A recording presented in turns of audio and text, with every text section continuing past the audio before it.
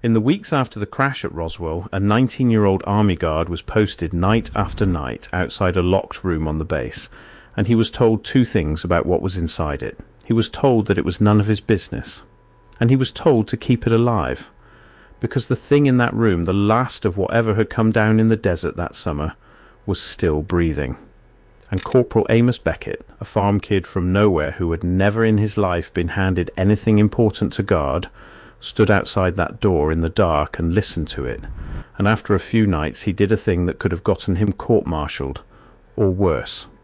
He went in, he brought it water, he sat with it, and for 6 weeks, in secret, in the middle of the night, a lonely boy and the loneliest creature in the history of the world kept each other company, until the night Beckett came on shift and the room was empty and scrubbed, and every record that it or the room or his own assignment had ever existed was simply gone. He spent the rest of his life not knowing what had happened to it, escaped or dead or moved somewhere else. He never knew which. He kept the tin cup he had used to bring it water for the next 70 years. That should be a story with an ending. It doesn't have one. Let me be honest with you about what this is, because it is different from most of what I bring you, and the difference is the whole reason I am able to tell it at all. I did not dig this one up. It came to me.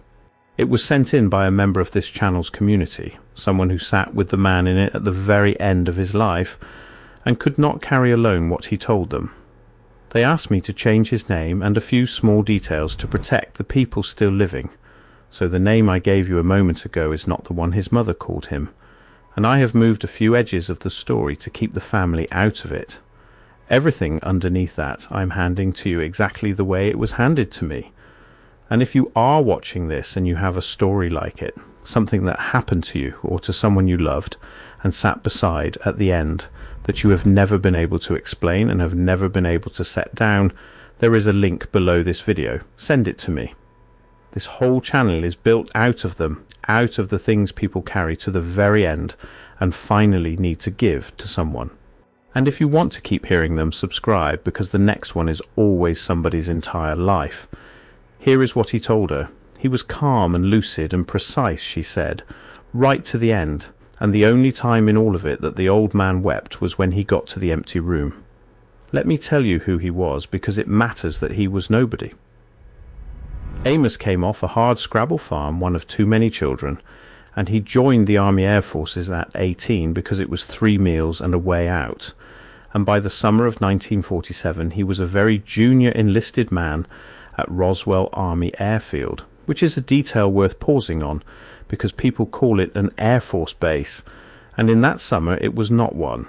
There was no United States Air Force yet. It did not exist as its own branch until that September. In July of 1947, Roswell was an army field, and Amos was an army corporal, and he was assigned to guard duty, which for a kid of his rank meant standing where you were told to stand and looking at what you were told to look at, which was usually nothing. He was not chosen for this because he was special. He was chosen, he came to understand much later, precisely because he was the opposite of special, because he was young and low and forgettable and from nowhere, the kind of man whose word would never be worth anything against the word of the army, the kind of man you could station outside the most important door in the world and trust that no one would ever believe him. And the door was important, though he did not know how important at first. You know the outline of that summer because it is the most famous story in this entire subject. In early July of 1947, something came down on a ranch outside Roswell, and the base did an astonishing thing. It put out a press release, on the record, saying the army had recovered a flying disc, and the news went around the world in an afternoon. And then, within a single day, a general in Fort Worth stood in front of the cameras with some torn foil and said it had all been a mistake, just a weather balloon, and the story died. You have heard that part because it is the one piece of all of this that made the newspapers. The army said it had a craft and then, in 24 hours, unsaid it completely and made the whole thing vanish from the official world. That is the environment Amos was standing in, a place that had already proven that very month that it could make the truth disappear between a Tuesday and a Wednesday. So when he tells you that 6 weeks later they made a whole room disappear, He is not describing something out of character for that base. He is describing the same machine. Running again, quieter. Here is how it started, by his account. He was put on a night post outside a room in a building he had never been in, guarding a door he was told not to open, and for the first few nights nothing happened. And then, on the third or fourth night, alone in the small hours, he heard something from inside. Not words, a sound. He described it as somewhere between breathing and a kind of low, wet clicking, and under it, he said, something that he could only ever call a feeling, a pressure, a sense of another mind on the other side of that door that was afraid. He was 19, he was alone, and he did the thing you are absolutely not supposed to do, which is that he cracked the door and looked, and there in a bare room on a low cot or a table was the last living creature from whatever had come down in the desert, and it was looking back at him. He never got good at describing it, the nurse said, and she thought that was a point in his favour, because the people who make these things up describe them in loving detail, and Amos just said the same few plain things every time. That it was small, smaller than a man, and grey, the grey of a fish belly. That its head was too big, and its eyes were too big and too dark, and there was too much in them. That it was hurt, he thought, though he could not say how, and that it was frightened, which he could say because he knew frightened. He had been frightened his whole life, and he knew it when he saw it in a body, even if the body was not a human one. And he said that in that first look, the thing that undid him, the thing that made everything that came after inevitable, was that it did not look at him like a monster looks at prey, or like a prisoner looks at a jailer. It looked at him, he said, like a child in a hospital looks at the door, hoping every time it opens that this is finally someone who has come to help. That one look at the cracked door decided everything that came after. What do you do at 19 alone in the dark when the most frightening thing on the base turns out to be the most frightened thing you have ever seen? He brought it water. That was the first thing, and it stayed the centre of the whole thing. His orders said, keep it alive, and nobody had told him how. And he decided on his own, a 19-year-old with no authority and no idea, that a thing that is alive needs water. And so he filled his canteen cup at the tap, and he brought it in. And the first time he set it down and backed away, and watched the creature look at the cup and then at him, and after a long time reach out one thin grey hand and take it and drink. And Amos stood in that room in the middle of the night and watched a being from somewhere beyond the sky drink water from an army tin cup that he had filled with his own hands, and he told the nurse that it was the first time in his whole life he had ever felt useful to anybody.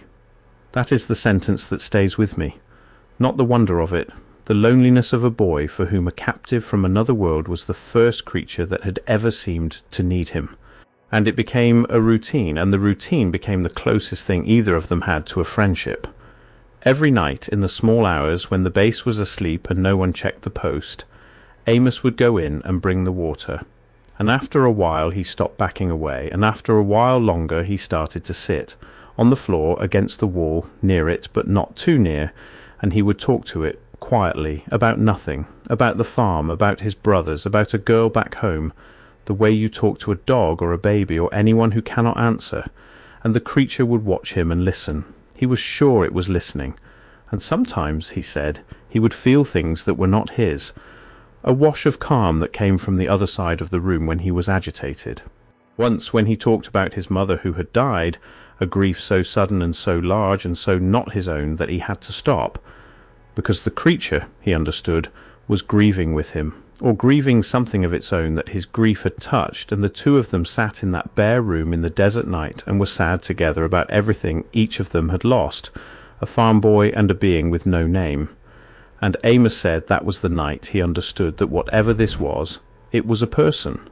Not human, but a person. Somebody was in there. And what do you owe a thing once you have sat on a cold floor in the dark and grieved beside it? There was no language. He was always clear about that, the nurse said. He never once claimed it talked to him or put words in his head. It was more, he said, like being in a room with someone you love who is very sick and cannot speak, where you learn to read everything from the small things the way the breathing changed, the way the eyes moved, the way the air in the room seemed to lean toward you or away.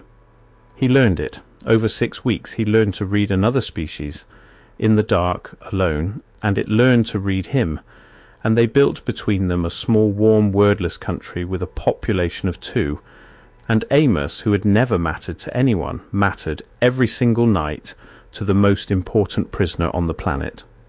And here is the thing he said he never told anyone because it sounded insane, that those 6 weeks were the happiest of his life. Not the strangest, the happiest. He was 19 years old and he had a friend, and the friend was from another world, and no one would ever know, and it was enough. Can you think of a lonelier sentence than that, or a warmer one? If a lonely boy and a captive from another world building a secret friendship in the dark, and that boy calling those 6 weeks the happiest of his life, is the kind of thing that gets its hook in you the way it has in me, then you already know why this channel exists. Subscribe and stay with me, because of how it ended, which is the thing Amos carried weeping into a hospice bed 69 years later. And then it was gone. He came on shift, an ordinary night, no different from the 60 before it, and the door to the room was standing open, and the light was on, and the room was empty. Not just empty, erased. The cot was gone, the restraints he had noticed and hated were gone, the equipment was gone, and the floor and the walls, he said, were wet and stank of bleach, scrubbed, cleaned in the hard total way. You clean a place when you do not want anything of what happened there to remain.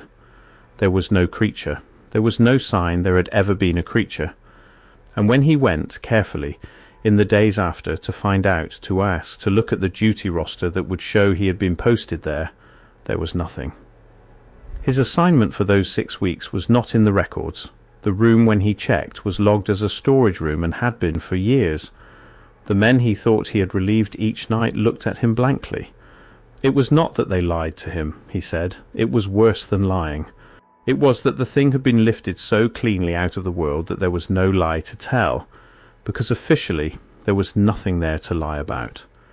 He had spent 6 weeks in a room that, according to every record, he had never been assigned to, keeping company with a creature that had never existed, and now both were gone, escaped or dead or moved. He would never know which. And now both were gone, and he was a low-ranking nobody with a tin cup and a story that would end his career and possibly his freedom if he ever said it out loud. So he said nothing, for 69 years. And the question, the one that ate at him for the rest of his life, the one he was still asking the night he died, was not what was it, and was not why was I chosen. He knew more or less what it was, and he knew why they had chosen a nobody to guard it. The question was simpler and crueler than that. It was, what happened to it? Because there are only 3 answers, and he could never find out which one was true, and each one was its own kind of unbearable. The first answer is that it escaped. This is the one he wanted, the one he reached for on the good days. That somehow, in the night, the creature got out, got free, got away from the room and the base and the men who kept it, and is out there, or got back to wherever it came from. He knew it made little sense, a hurt captive vanishing from a guarded room on a military base, but he wanted it, the way you want the diagnosis to be the good one, because if it escaped, then the 6 weeks of water and company had kept it alive long enough to run, and the story ends with his friend free. The second answer is that it died, that whatever was wrong with it finally took it in the night, when he was not there, alone after all. At the end, despite everything, and that they scrubbed the room because that is what you do with a room where a thing has died, and disposed of it somewhere he would never know.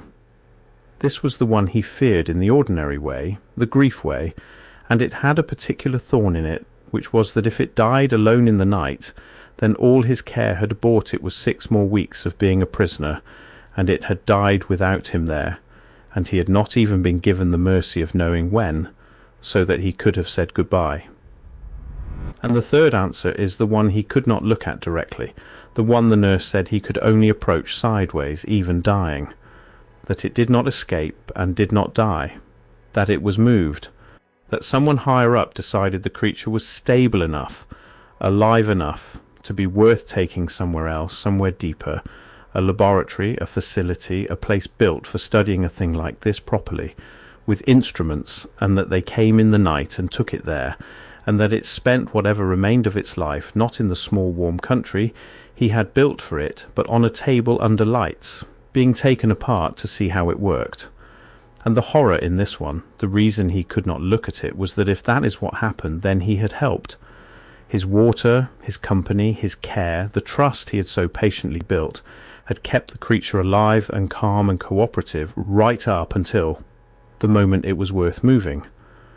And the very kindness that had been the best thing he ever did might have been the thing that delivered it, healthy and trusting, to the worst place it could possibly go. He had been trying to save it. He might have been keeping it alive for the table, and he would never know which. How do you carry for 70 years the possibility that the kindest thing you ever did was the thing that doomed the one you did it for? I wish I could tell you his story resolves it.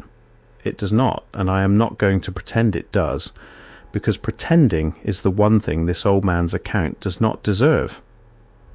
But there was one detail he kept circling back to, near the end, one thing he could never let go of, and it points faintly and terribly at the third door.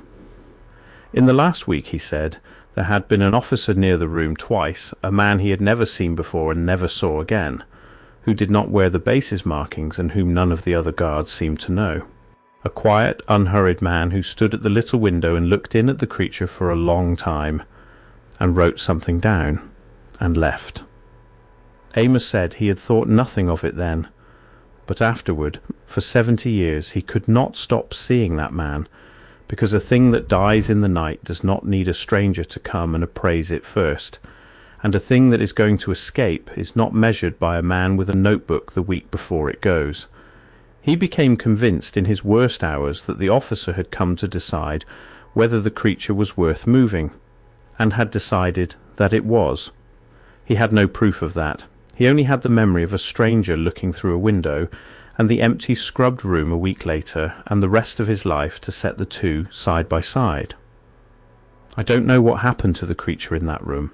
I want to be honest about that, all the way down, because Amos was honest about it to the end, and earned the same from me.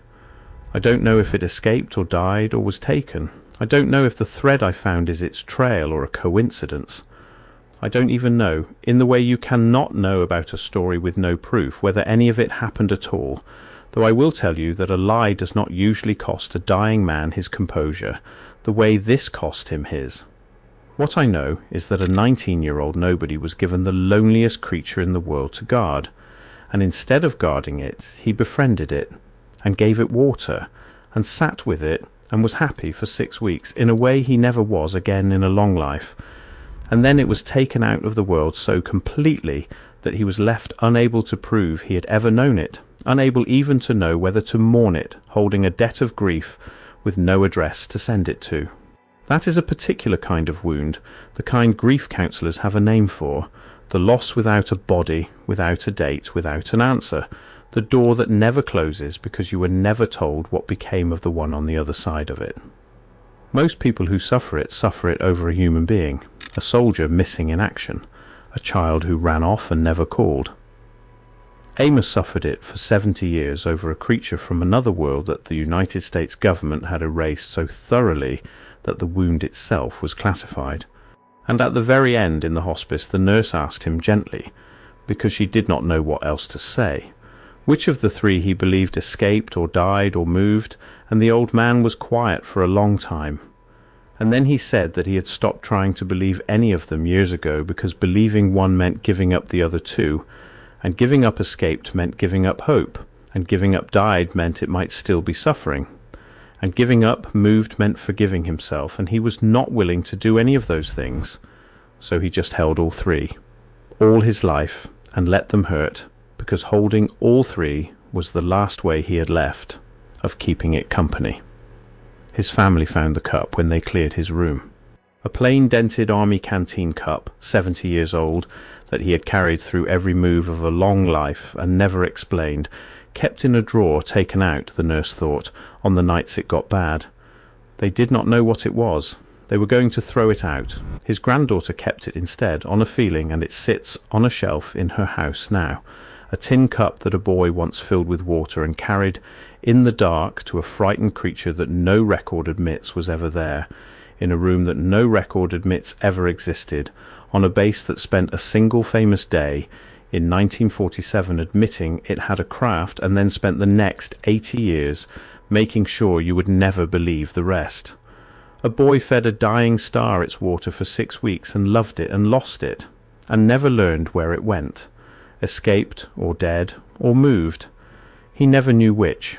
And somewhere, maybe wherever that quiet man with the notebook sent it, in a place with no name, there is an answer to the only question that ever mattered to Amos. And the last cruelty of it, the one I cannot stop turning over, is that the creature, wherever it went, almost certainly knew him in whatever way it knew things, and died or lived or is living still, remembering that once, in the worst place in the world, a small lonely creature used to come in the dark and bring it water and sit with it and mean it no harm. How many rooms like that were there? How many cups are in? How many drawers? And how many people spent their whole lives loving something the rest of us were told to be certain had never been there at all? If you have ever sat with someone at the end and been handed a thing like this, a story with no proof and no ending that will not let you go, there is a link below. Send it to me. Some of these should not have to be carried alone.